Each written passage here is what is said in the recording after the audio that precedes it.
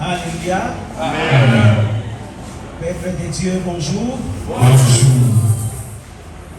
Et je suis content d'être parmi vous encore pour parler de la part de Dieu.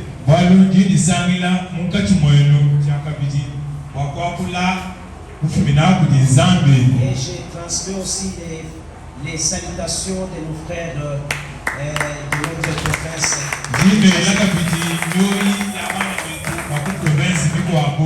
Soyez bénis. Nous acclamons d'abord le Seigneur.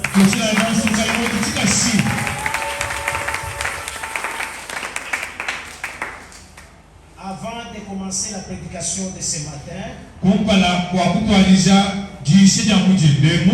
nous allons d'abord nous rappeler parmi nos confessions.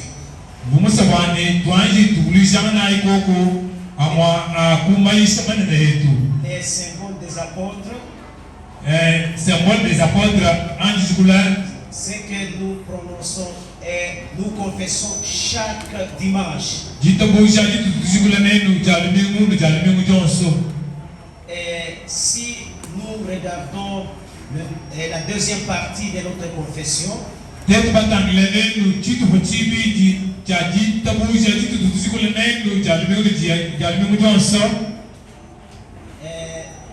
on nous dit ceci: je crois en Jésus-Christ, son Fils unique, notre Seigneur, qui a été conçu du Saint-Esprit et qui est né de la Vierge Marie. Il a souffert sous Ponce Pilate. Il a été crucifié. Il est mort.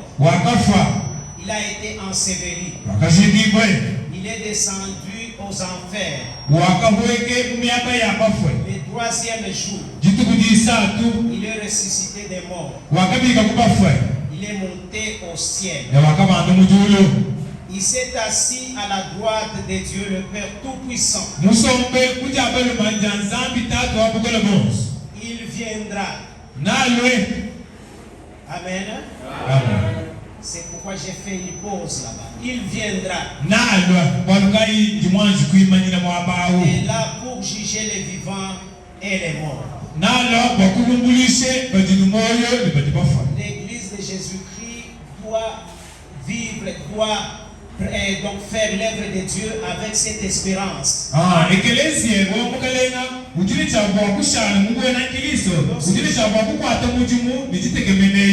Lorsque chaque jour de notre vie sur cette terre, nous faisons l'œuvre de notre Dieu, nous prêchons l'évangile de Jésus-Christ, nous visitons les malades, nous nous réunissons pour organiser un culte favorable à notre Dieu. N'oubliez pas que nous avons une promesse, que Jésus-Christ reviendra. Il va venir. Il va venir.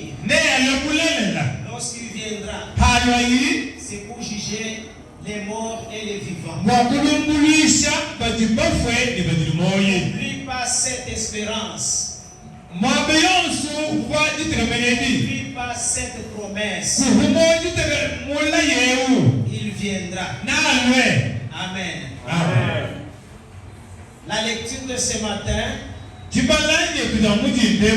est tirée dans l'évangile de Matthieu. C'est une bonne nouvelle écrite par Matthieu. Le mot évangile signifie une bonne nouvelle. Lorsque vous êtes présent au culte ce matin, il faut être en joie, avec la joie dans votre cœur. Parce que vous êtes venus écouter la bonne nouvelle. La bonne nouvelle pour ta vie. Donc, l'évangile est une bonne nouvelle. Pourquoi cette bonne nouvelle? Parce qu'on nous présente un sauveur parfait. Et vous verrez que dans l'évangile selon Matthieu, donc Matthieu représente le Seigneur comme Messie promis aux Juifs.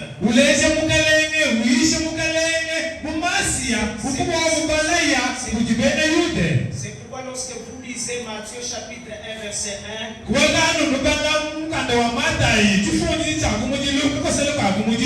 c'est écrit que Jésus-Christ, fils de David, fils d'Abraham.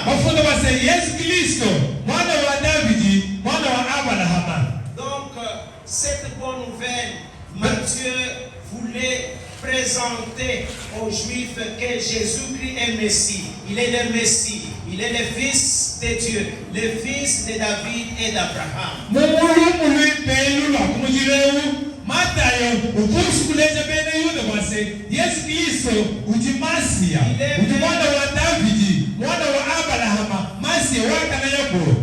Il est même au-dessus de Moïse. Messie, ça signifie le loin de Dieu.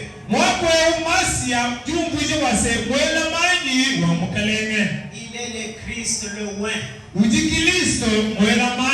Dieu l'a loin pour être un souverain sacrificateur.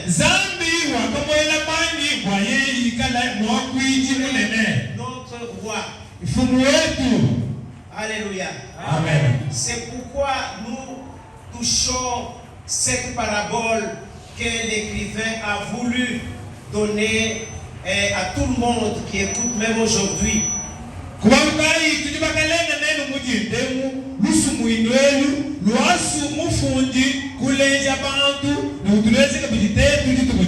Notre Seigneur Jésus-Christ pour enseigner, donner le message,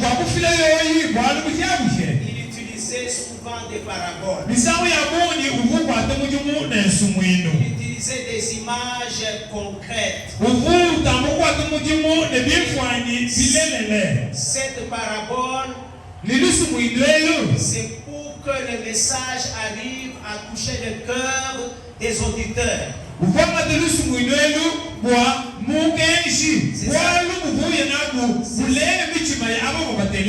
C'est ça le but de cet enseignement de notre Seigneur Jésus-Christ. Avec une image que le message pénètre au cœur profond des gens qui l'écoutaient.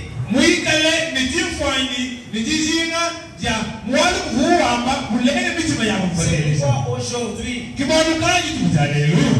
notre Dieu a besoin de votre cœur. Le message que nous devons partager ensemble touche nos cœurs.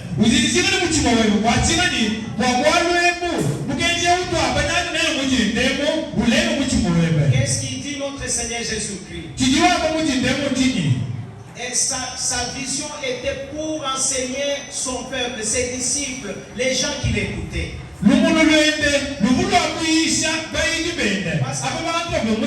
partir du chapitre 21 jusqu'au même au 24,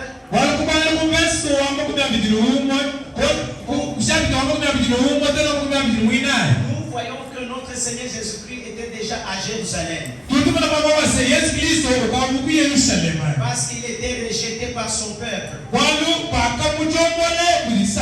Il allait mourir, enseveli et ressuscité.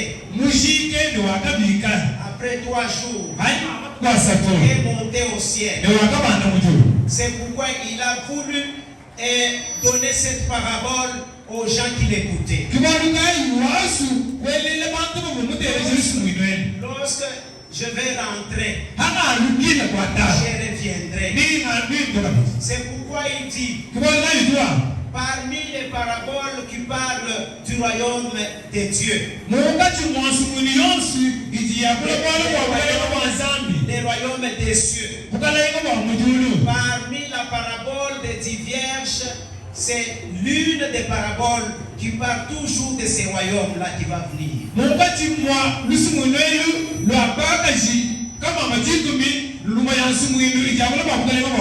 Et ceci, alors, le royaume des cieux sera semblable à 10 vierges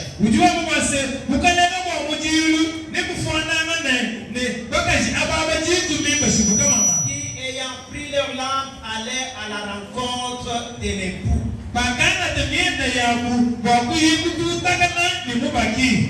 Le royaume des cieux sera semblable.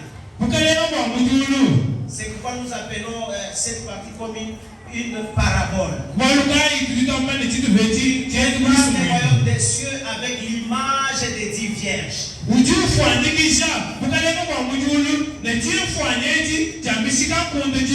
C'est-à-dire, ce royaume-là sera semblable aux 10 vierges.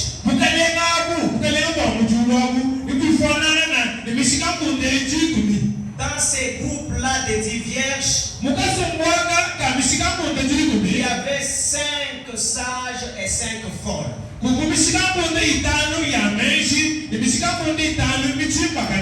Les folles ont pris leur lampe et ils n'ont pas pris l'huile de réserve.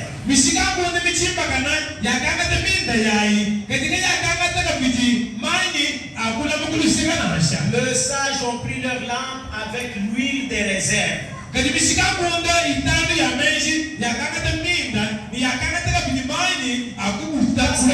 Les sages, ils ne savaient même pas quand est-ce que leur époux viendra.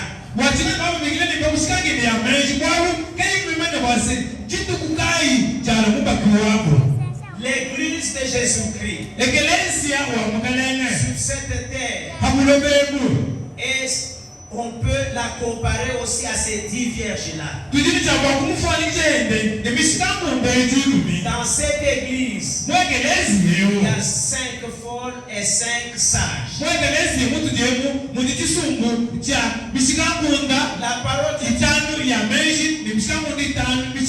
La parole de Dieu nous dit dans le verset 5, l'époux tardait. Toutes s'assoupir et s'endormir. Même les sages, même les folles.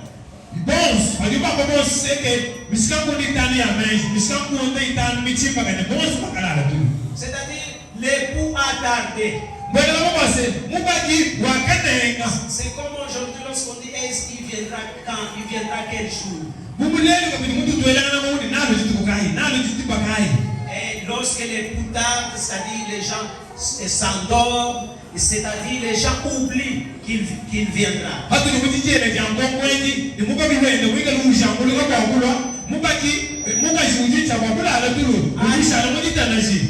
Arrivé au milieu de la nuit, on cria voici l'époux, allez à sa rencontre. Nous tous nous connaissons que le milieu de la nuit, tous, c'est-à-dire chacun dort.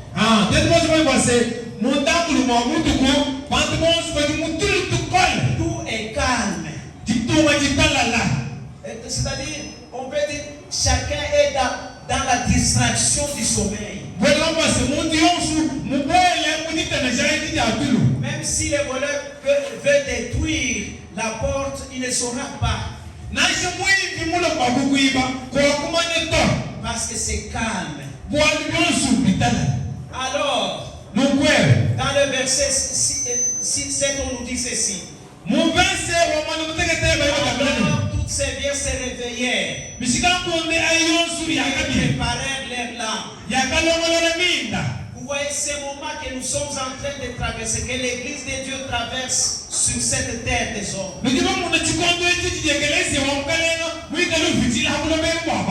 La nuit est partout. L'église de Jésus-Christ est dans une distraction terrible. Et là. Il y a des vrais cris, des cris de réveil.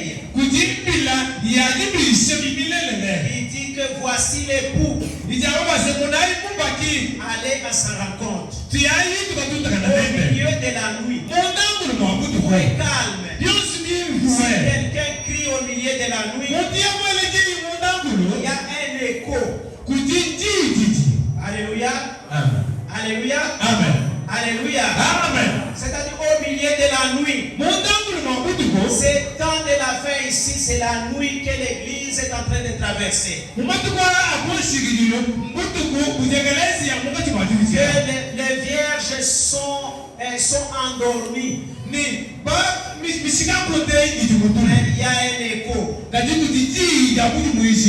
qui dit que voici l'époux. Allez à sa rencontre. Il y a un écho. Il y a une voix terrible. Une voix de consolation. Pendant cette période de sommeil. Il dit que voici l'époux. Allez à sa rencontre. Maintenant, regardez un peu ce qui est arrivé aux folles. Les folles ont vu que leur lampe était éteinte. Elles commencent à demander aux sages. Donnez-nous de votre huile. La lampe s'éteigne. Et les sages répondirent, non, il n'y aurait pas assez pour nous et pour vous. Allez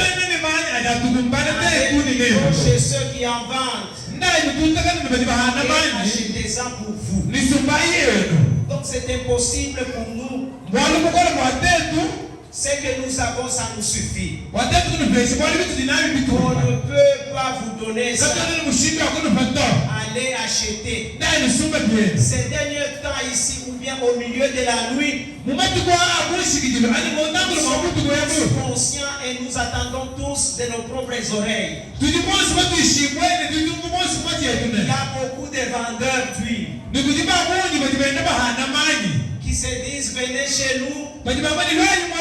Venez chez nous, vous aurez ça. Venez chez nous, tu auras le travail. Ça, c'est une huile qui n'aura pas de vie, qui ne peut pas vous donner la vie en vous. Pendant la nuit ici, nous voyons qu'il y a des vendeurs qui ne dorment même pas. Qui crient par-ci, par-là. Venez acheter, venez acheter. Maintenant, si vous, en tant que vierge sage, vous avez la foi en vous, vous avez la vie éternelle en vous, en croyant à Jésus-Christ comme Seigneur et Sauveur, son Esprit Saint habite en vous, et cela vous suffit. Alléluia. Amen. Cela vous suffit. Vous avez Jésus-Christ.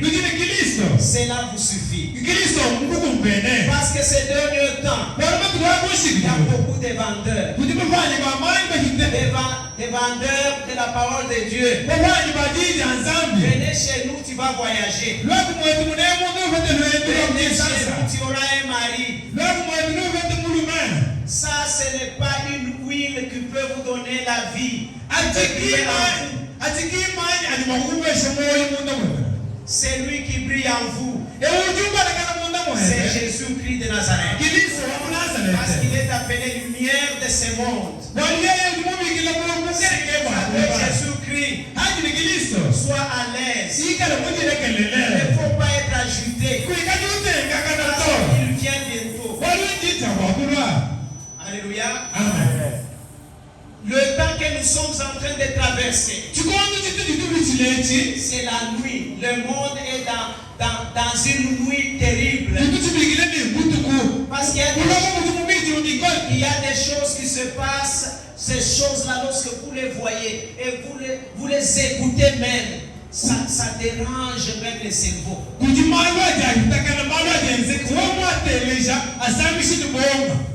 allez même prier que Dieu vienne même aujourd'hui. Pourquoi? Parce que le monde l'église traverse une période de silence et de distraction.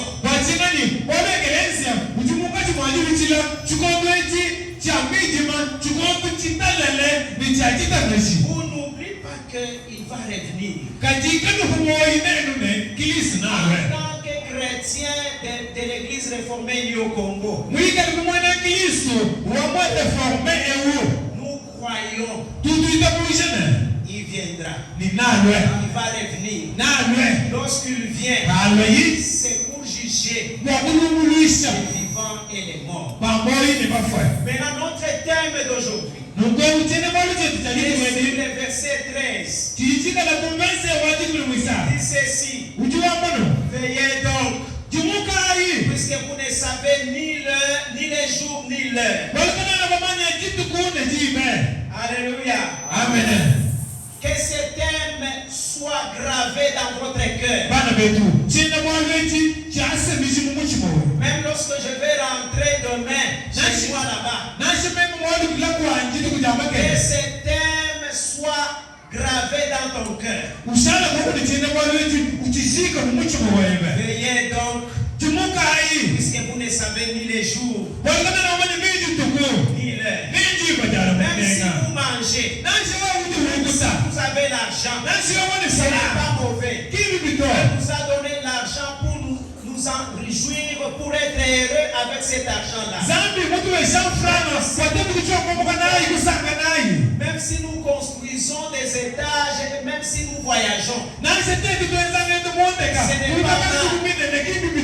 Mais voyager avec Jésus-Christ, manger avec Jésus-Christ, construisez avec Jésus, parce qu'il va venir. Alléluia. Amen. Ne jouez pas avec le temps, mes chers frères. Nous, on peut connaître ce qui est derrière, mais ce qui est devant, on ne connaît même pas.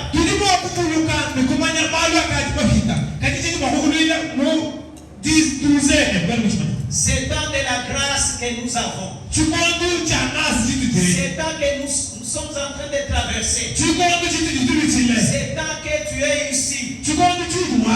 C'est un temps de grâce. Et ce temps est toujours limité.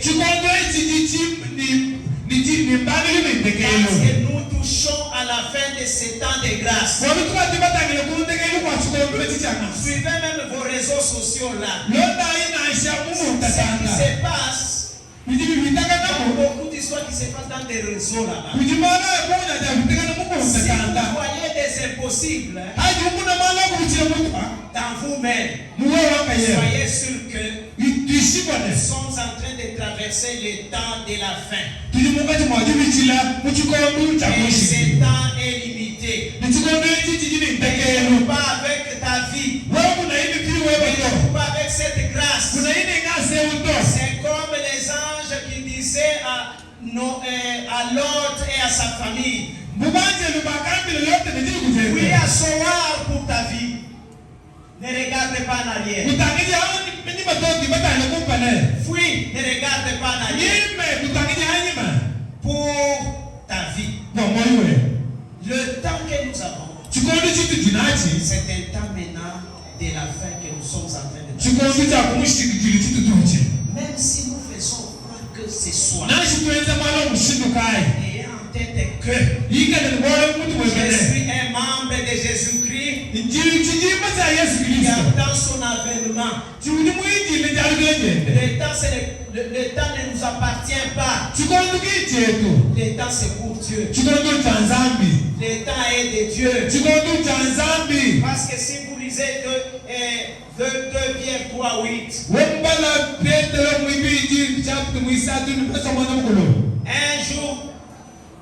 qu'un jour est devant le Seigneur comme 1000 ans. Et 1000 ans comme un jour. Ça c'est quelle mathématique? 1 égale 1 égale 1000. 1 égale 1000. 1000 égale 1. Je suis un mathématicien. Ça on peut dire ça, on peut dire une équation impossible. C'est pour vous dire que le temps n'est pas à nous, ce n'est pas notre affaire. Le temps c'est Dieu. Disons, oh, demain je vais voyager, demain j'irai au champ.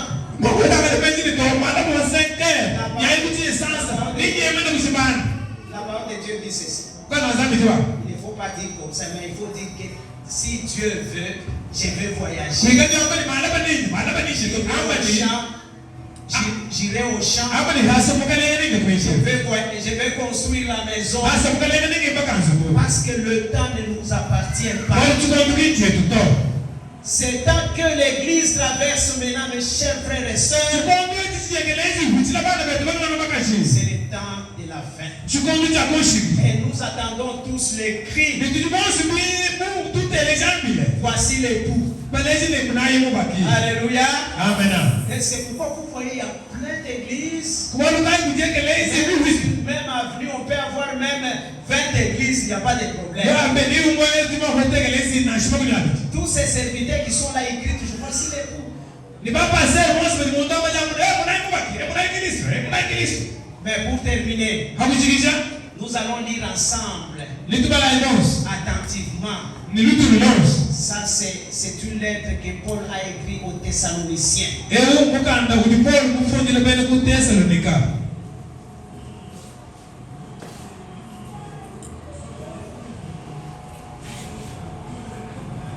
Alléluia. Amen. Nous lisons, ouvrez votre Bible. Lisons 1 Thessaloniciens. Chapitre 5. 1 à 11. 1 Thessaloniciens 5. 1 à 11. Si nous trouvons, moi je vais commencer à lire lentement et sûrement.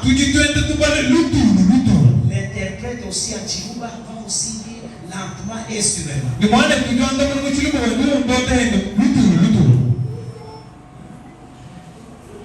Pour ce qui est de temps et de moments, vous n'avez pas besoin, frères, qu'on vous en écrive.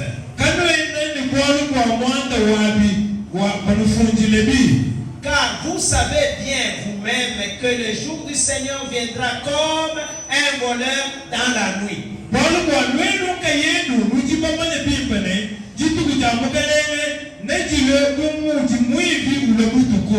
Alléluia. Amen. Ne faut pas être comme la Vierge folle. Un chrétien avisé, c'est un chrétien qui est sage.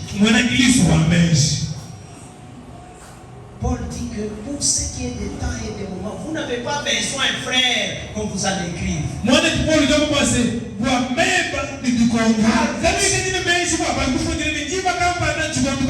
Car vous savez, c'est toute notre doctrine ici, vous savez,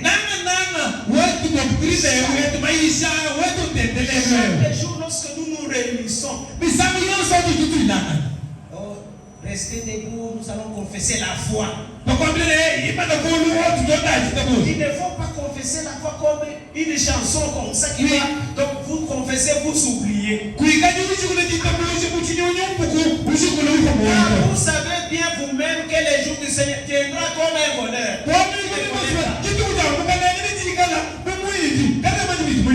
Que les hommes diront, paix et sûreté. Alors une ruine soudaine le surprendra. Les douleurs de l'enfantement surprennent la femme enceinte. Et ils n'échapperont point. C'est ça le milieu de la nuit, le sommeil là. quelqu'un mange aujourd'hui bien, il mange la viande et dit ah bon ça va. Il a l'argent, oh ça va. Non, attention. N'oublie pas que le Seigneur vient. Mais vous, frères, vous n'êtes pas dans les ténèbres. Pour que ces jours se prennent comme un voleur. Le Seigneur.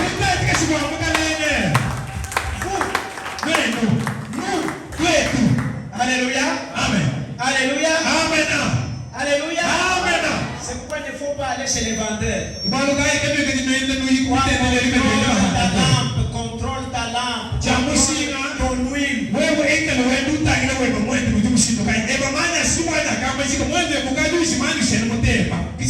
C'est lui qui va partir au marché, il n'a pas d'huile. L'huile est déjà terminée.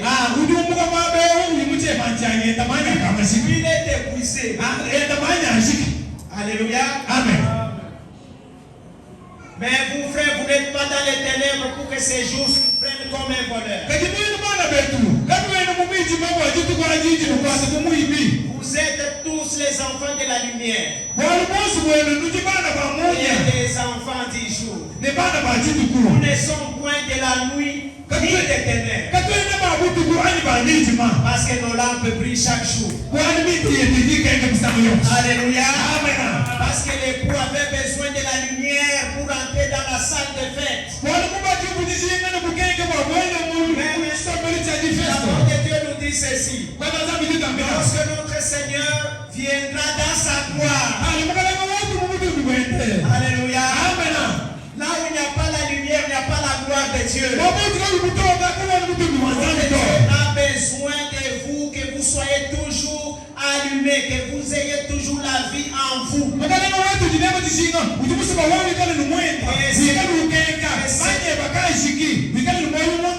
Et cette vie, c'est Jésus-Christ. Nous devons briller dans les ténèbres. Même si la nuit est là, l'Église de Jésus-Christ sur la terre doit briller. Chaque jour de notre vie, nous devons briller dans les ténèbres. Pour que ces gens qui n'ont pas encore cru, ils voient nos œuvres, ils soient éliminés par nos œuvres, par nos actes. Parce que Jésus-Christ est la lumière du monde. Ne dormons donc point comme les autres. Réveillons et soyons sobres. Car ceux qui dorment, dorment la nuit. Ceux qui s'énivrent la nuit. Mais nous qui sommes du jour, soyons sobres. Ayant revêtu la cuirasse de la foi et de la charité, ayant pour casque l'espérance du salut. Car Dieu ne nous a pas destinés à la colère, mais à l'acquisition du salut pour notre Seigneur Jésus-Christ. Par notre Seigneur Jésus-Christ, qui est mort pour nous, afin que soit que nous veillions, soit que nous dormions, nous vivions ensemble avec lui. Même si tu somnoles, somnole avec Jésus-Christ. Lorsqu'on va te réveiller, lorsqu'on va te pousser, l'époux est là. Et tu te réveilles. Votre lampe allumée. Tu es toujours prêt à entrer dans la salle de noces. Notre Seigneur vient. C'est pourquoi exhortez-vous réciproquement. Édifiez-vous les uns les autres. Comme en réalité vous les faites. L'église ne vous pouvez que les